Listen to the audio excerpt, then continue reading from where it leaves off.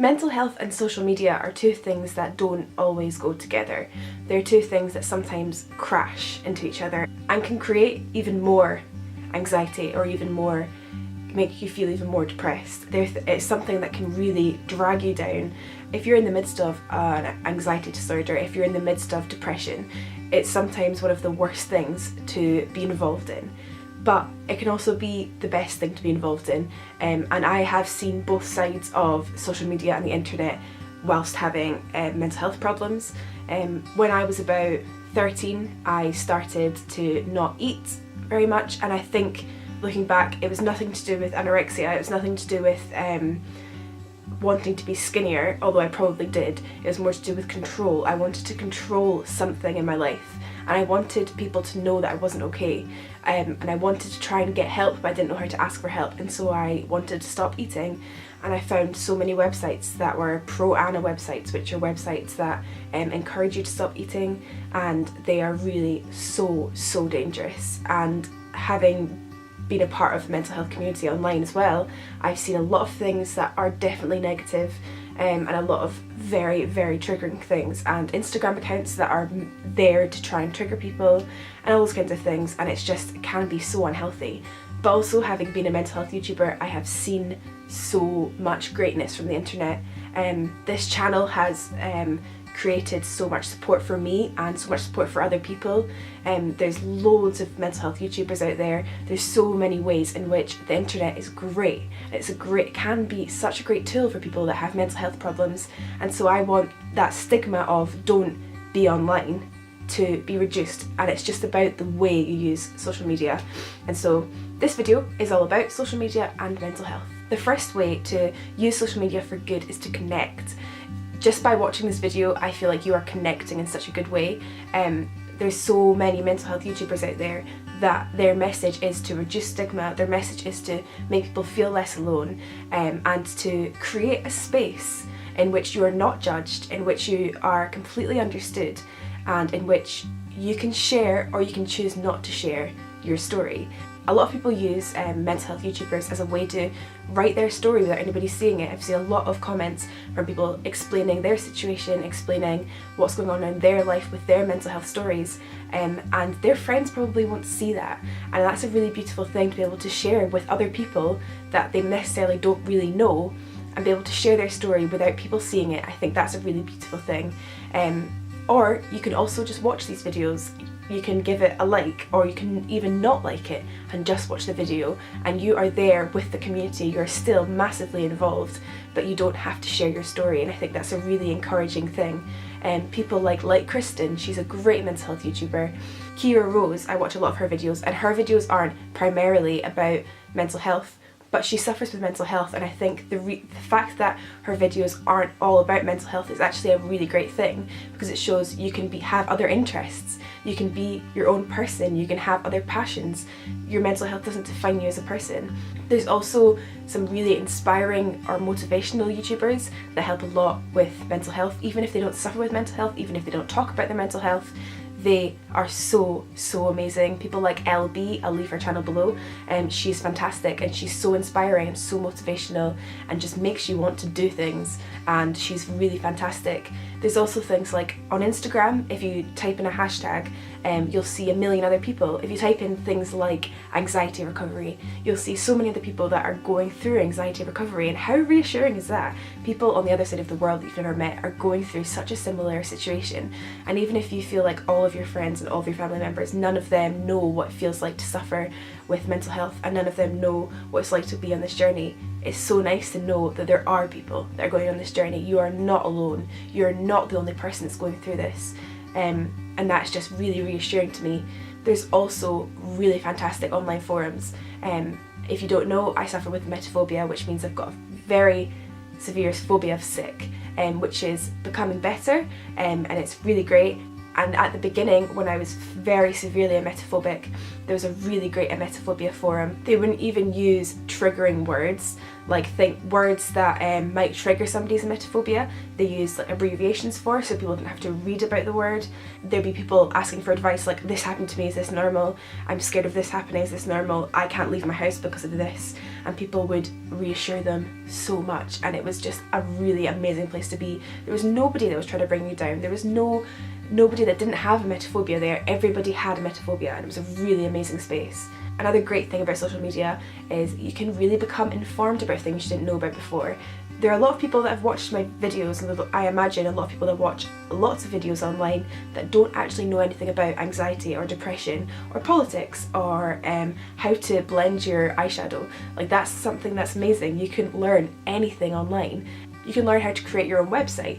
You can learn how to draw. Like, there's just so much information, and you can learn so much from the comfort of your home. You don't need to leave the house in order to learn new things, in order to grow as a person. That's something that was such a big thing for me when I was really, really unwell and I didn't leave the house much. I taught myself how to knit online.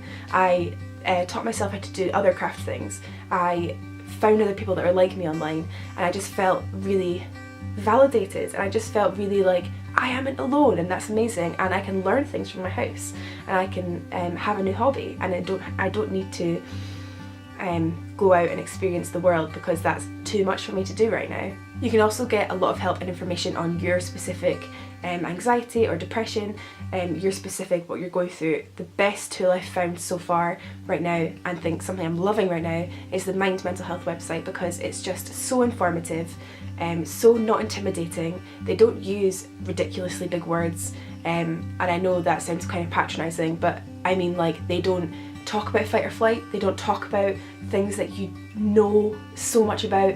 Everybody's been told about fight or flight. Everybody knows that, and I'm sick of hearing about that. And they don't patronise you with that kind of talk. They just talk about, these are your symptoms, this is what you're going through, I understand, this is the medication you could use. Or they do things like how to distract yourself for 10 minutes. They've got like blogs and all that kind of stuff. Also, the Blurt website, they've got a blog that's absolutely amazing, and I love their blog. Just so much help out there online, and it's just fantastic, and social media is great for that. Social media has been such a great thing for people that have suffer with mental health issues, because even people I see these days people that have never had mental health issues that are sharing things to try and get people to know more about it, that are trying so hard to learn more about it, that are putting pressure on the government to get better health treatment for us. And it's just really amazing to see people learning and people trying to make the world a better place because of social media, and I just think it's great. Obviously, the biggest downfall with social media is it isn't always real. There are people online that are real people, but they're trying to make the world see them in a different way, and that is so dangerous. And you might be guilty of it yourself. You might be somebody that has put up a post when you're feeling really shit, and it's of a beautiful beach scenery and you with your friends. And actually, in actual fact, if you analyse that photo, you will see something completely different. It's actually not what it says on the tin. Like, it's completely different from what life actually is. That's something that's so important. That's why the most essential thing is you don't compare your life to their life. People you see on Instagram that are like Instagram famous, and that's a really great thing. I think that's a fantastic thing, and I'm not telling anybody that's doing that to not do that, because I think it's great. I think if you want to use your platform to show beautiful parts of the world, to show yourself having fun with your friends, I don't think that's a bad thing. I think it's fine, absolutely fine. But just remember, that isn't what their life is like all the time. Of course it's not. People show the best version of themselves online. People aren't going to show you pictures of themselves crying. People aren't going to show you pictures of them having a panic attack. That's just not what people do. They just try to show their best version of themselves because they want people to think that they're okay. And that's also fine, and I think I'm probably guilty of that. Definitely. I think everybody is.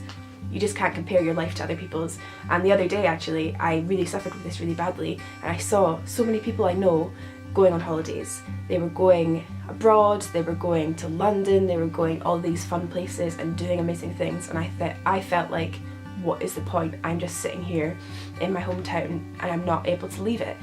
And I actually asked my parents to book a trip to London because I was just like, I need to get out, I need to be normal, I need to do other things that people are doing.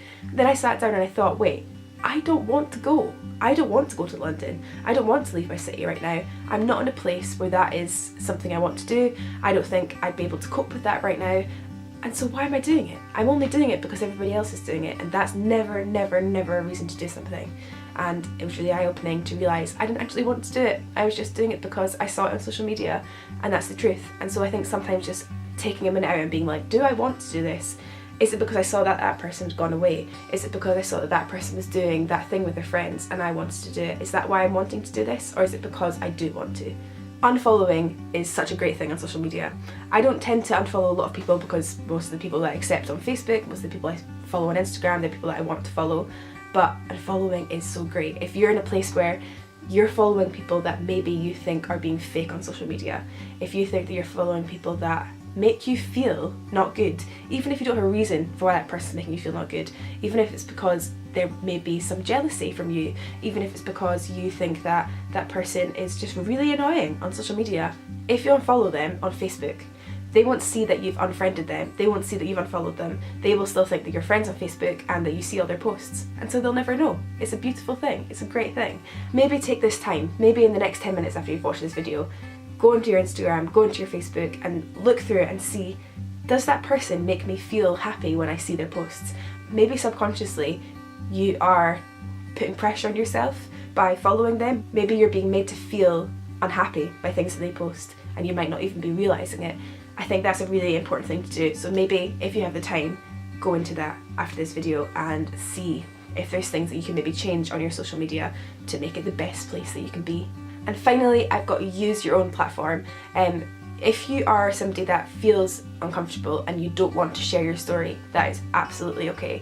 You never, ever, ever have to share things about yourself that you are not ready for, or you might never be ready for. You might be a private person who doesn't want to share that information, and that's okay. But if you're somebody that's sitting and wondering whether you should or not, if you're somebody that has something to say but you don't know where to share it, social media. There's never a time where you shouldn't share your story. It's never the wrong time, it's never the wrong place. If you want to share your story, it's your platform and you can do whatever you want with your social media platforms. That's such a freeing thing, isn't it? Like, it's so freeing to be able to say, like, this is a space where I can say whatever I want, because I'm the only person with that password. I'm the only person that can log into my account and say what I want, and that is my platform that I can do whatever I want with. And people might judge that.